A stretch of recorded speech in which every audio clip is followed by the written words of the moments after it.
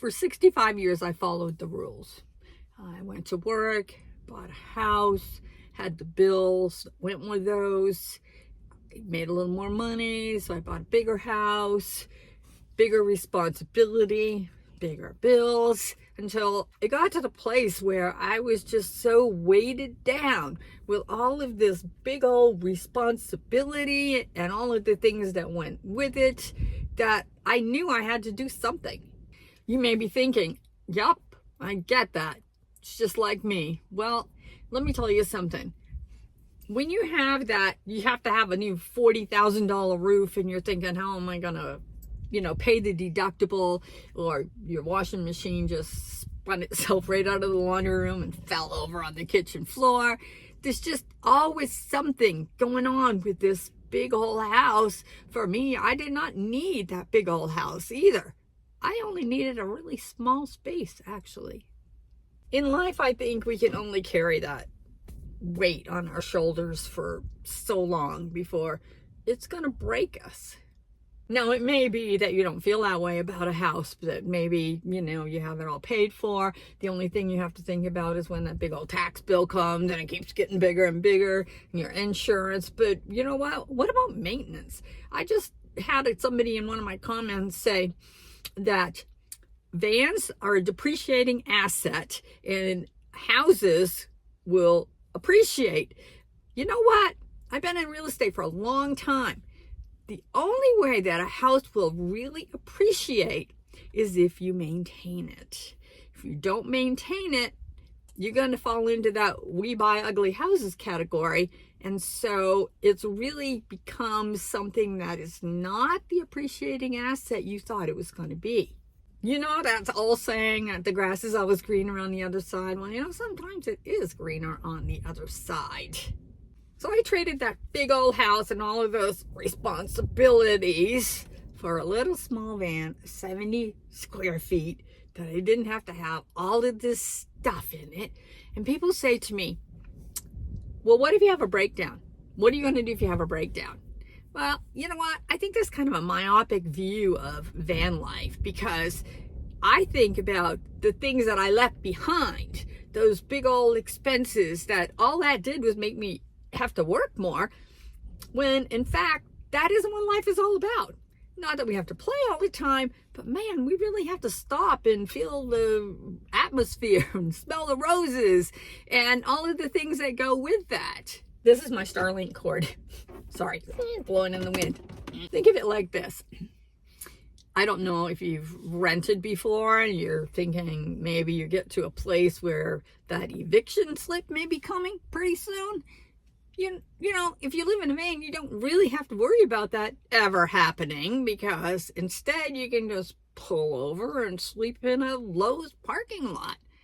For me, that's a lot less stress and pressure than waiting for the eviction notice. Or maybe it's not an eviction notice. Maybe it's that big tax bill going up, or maybe it's the dread of taking that mortgage payment check and over to that mortgage company.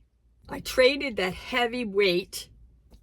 It was like I shook it off, for what I consider to be a much lighter place, a van. Not nearly as many responsibilities, perfectly big enough for me.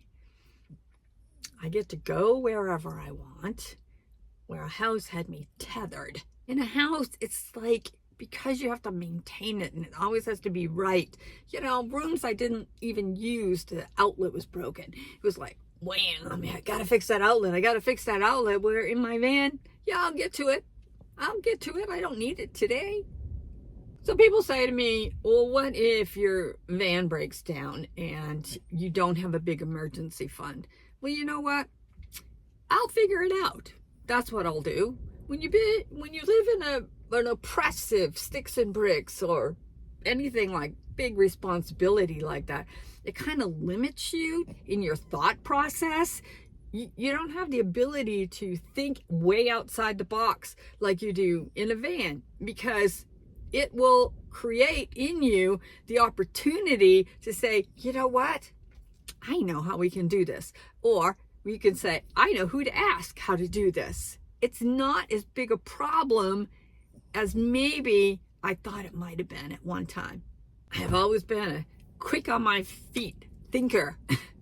And so when I have a problem, my problems are a lot smaller now than they used to be. But when I have a problem in my van, then I am able to figure it out.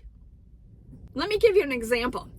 If you live in a sticks and bricks and you have to put on a $40,000 roof and you're thinking about how you're going to be able to pay the deductible, or what are you going to do with people on your roof for a week, or whatever it is that bothers you about that, I would much rather be stuck in the sand and have to try to figure out how to get myself out of there than have to deal with the big problems that go with the sticks and bricks. Now, you may be thinking, that's not how I look at it at all. I love my sticks and bricks. I can handle all this stuff. I have insurance, all of the things that go with that. And God bless you if you do.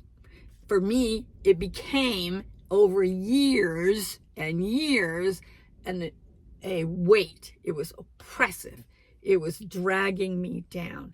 And so when I could kick that off and I moved into a van, then that oppression left and I just felt lighter and lighter and lighter and lighter. There's something else that people say to me now, and this is something that I think goes with my other life. And it probably should go with this life too, but people ask me, well, what happens if you can't do this anymore? What is your exit plan? What is your plan B? And I say to that, I don't know. I don't know what it is. And I'm not really thinking about it, because when that happens, if that happens, because I may just go right to heaven, then I'll figure it out. Because when I live in a van, I learned how to think outside the box. So I'm not thinking, okay, well, I need to plan for this. What am I going to do with this big old house? What am I going to do with my TV? What am I going to do with my sofas? Because I don't have any of that. So I don't have an exit plan. Don't judge me. So if you're thinking about moving on the road, but you have this thought that it's too hard, I would challenge you by saying that your current situation, wherever you are right now, is more difficult than it is to live in a van. And in most cases, more expensive. So when those people said to me 6 years ago, almost 7 years ago now, you're really going to do it? You're going to get rid of everything you have? You're going to move into a van and you don't know what you're doing and you don't know where you're going? I'm going to say, yep, that's what I said I'm going to do. And I did it. And you know what? I have never looked back. I don't want any sticks and bricks ever again. I don't want that big old thing going on in my life. I like the little stuff. So thank you so much for watching. Matrix, who is asleep in my lap right here, and he's not apt to get up and say hello, then if you like what we do out here on the road, I'm mooch talking right now, then please subscribe, hit that bell, check out some of my other videos, catch me on my lives, and until next time,